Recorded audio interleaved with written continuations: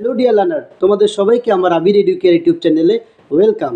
আজকে আমি পড়িয়ে দেব ক্লাস 9-এর লেসন 9 দ্য নর্থ শিপ কবিতাটি। নর্থ শিপ কবিতাটি লিখেছেন মডার্ন পোয়েট, আধুনিক কবি ফিলিপ লার্কিন। তো আরেকটা বিষয় তোমরা মাথায় রেখো, কবিতাকে ভালো করে উপলব্ধি করতে হলে কবিতা অপেক্ষা কবিকে বেশি করে পড়া উচিত বা কবিকে বেশি জানতে হয়। তো চলো আমরা কবিতাটি পড়ার আগে কবির সম্বন্ধে কিছু জেনে নিই।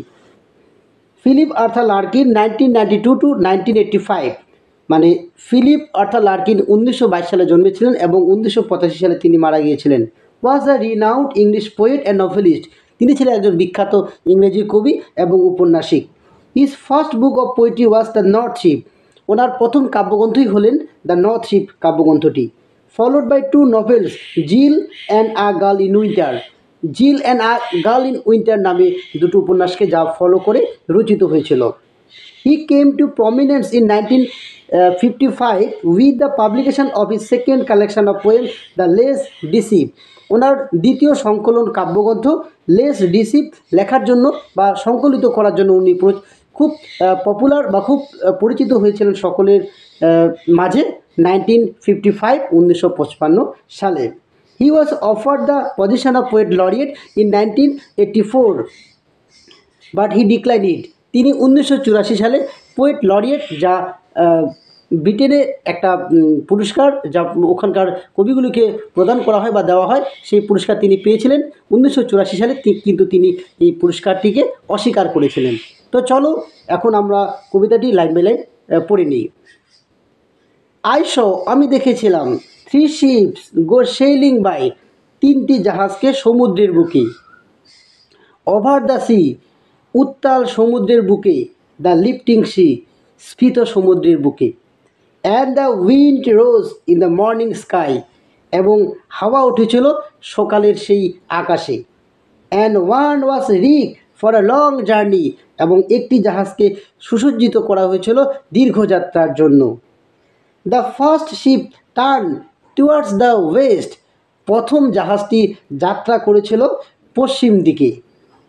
Over the sea, the running sea, উত্তাল সমুদ্রের বুকে, প্রবহমান সমুদ্রের বুকে। And by the wind was all possessed, এবং হাওয়া তাকে পুরো নিয়ন্ত্রণ করেছিল।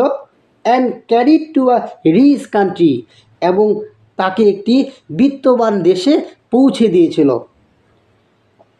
The second turn towards the east, এবং দ্বিতীয় জাহাজটি পূর্ব দিকে রওনা দিয়েছিল। ওভার দ্য সি, উত্তাল সমুদ্রের উপর।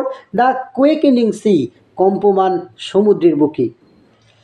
And the wind hunted it like a beast, এবং হাওয়া এটাকে শিকার করেছিল বন্য পশুদের মতো করে। টু অ্যাঙ্কর ইন ক্যাপটিভিটি, নোঙর ফেলে বন্দি করেছিল নোঙর ফেলার ছলে। The third ship drove toward the north, তৃতীয় জাহাজটি রওনা দিয়েছিল উত্তর দিকে। ওভার দ্য সি, উত্তাল সমুদ্রের বুকে। দ্য ডার্কেনিং সি, কালো হয়ে ওঠা সমুদ্রের বুকে। But no breath of wind came forth, কিন্তু কোনো হাওয়ার কোনো চিহ্নই, কোনো শ্বাস এখানে এসে পৌঁছায়নি। অ্যান্ড দ্য ডেক শোন ফ্রস্টিলি, পুরো জাহাজের পাটাতন তুষারাবৃত হয়ে সাদা চকচকে করছিল। The northern sky rose high and black, উত্তরের আকাশ উঁচু হয়ে উঠেছিল, কালো হয়ে উঠেছিল। Over the proud unfruitful sea, নিষ্ফল সমুদ্রে, গর্বিত সমুদ্রের উপর। East and west ship came back, পূর্ব এবং পশ্চিমের জাহাজ ফিরে এসেছিল। হ্যাপিলি অর আনহ্যাপিলি, সুখে অথবা দুঃখে। But the third went wide and far, কিন্তু তৃতীয় জাহাজটি বহু দূরে চলে গিয়েছিল। ইনটু অ্যান আনফরগিভিং সি, ক্ষমাহীন সমুদ্রের মাঝে।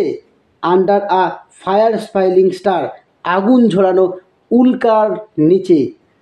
And it was rigged for a long journey, এবং এই তৃতীয় জাহাজটি সুসজ্জিত হয়েছিল দীর্ঘযাত্রার জন্য। তো এই যে কবিতাটি আমি যে পড়িয়ে দিলাম, এই কবিতাটির হচ্ছে এরকম একটা ব্যাপার যে পুরো কবিতাটির মর্মার্থ বা পুরো কবিতাটির অন্তর্নিহিত বা ইনার মিনিং যদি তোমরা জানতে চাও, তাহলে এরকম আমাদের মানুষের জীবনটাকে এখানে উপস্থাপিত করা উচিত। বা পুরো কবিতাটি কিন্তু একটা সিম্বলিক্যাল কবিতা, মানে সিম্বল এখানে ইউজ করা হয়েছে। শিপ মানে জাহাজ, এখানে কিন্তু একটা সিম্বল, একটা প্রতীক যেটাকে আমরা বলি। আমাদের আমাদের সমাজের মধ্যে আমরা 3 শ্রেণীর মানুষকে দেখতে পাই, যারা খুব ভাগ্যবান, সোনার চামচ নিয়ে জন্মগ্রহণ করে এবং তাদের জীবনে কোনো প্রতিকূলতাই আসে না। যেমন মুকেশ আম্বানির ছেলে, একদম জ্বলন্ত উদাহরণ। এরকম আরও যারা সেলিব্রিটি কিড, এরা সোনার চামচ নিয়ে জন্মগ্রহণ করে, এদের জীবনে কোনো সমস্যাই হয় না। এরা ওই প্রথম জাহাজের মতো, প্রথম জাহাজ যেমন কোনো সমস্যায় সে ফিল করেনি, একদম সে গিয়েছিল পূর্ব দিকে আর সে ফটাফট ফিরে এসেছিল হ্যাপিলি হয়ে। আবার কিছু কিছু মানুষ থাকে এরকম, যাদের জন্ম হওয়ার সাথে সাথেই যেন সমস্যা বা প্রতিকূলতা তাদেরকে ঘিরে ধরে। এই মানুষেরা কোনো দিনই জীবনে সফল হতে পারে না। জীবনটা ফেইলিয়ার হয়ে জীবনে শেষ হয়ে যায়, মারা যায়। এরকম হাজারো হাজারো মানুষ আছে আমাদের সমাজে বা আমাদের এই পার্থিব জগতে। আবার কিছু কিছু মানুষ আছে জন্ম হওয়ার সাথে সাথে যতই সমস্যা হোক না কেন, যতই প্রতিকূলতা হোক না কেন, হাজার সমস্যা এবং প্রতিকূলতাকে কঠোর পরিশ্রম এবং অদম্য ইচ্ছার জোরে প্রতিকূলতাকে নষ্ট করে দিয়ে বা প্রতিকূলতাকে ওভারকাম করে তৃতীয় জাহাজের মতো করে জয়লাভ করে, বহু দূরে গিয়েও সে জয়লাভ করে। তো এইখানে যে 3টি জাহাজ আমাদের সমাজে 3 ধরনের মানুষের প্রতীক। তো কবিতাটি আমার একটা খুব পছন্দের কবিতা। কবিতাটি কেমন লাগলো অবশ্যই কমেন্ট করে জানিও। তো আজকে এই পর্যন্তই। এর পরের দিন আমি আবার পরের যে বাকি কবিতা বা গল্পগুলো আছে সেগুলো নিয়ে আসবো। আজকে টাটা, বাই বাই, ধন্যবাদ।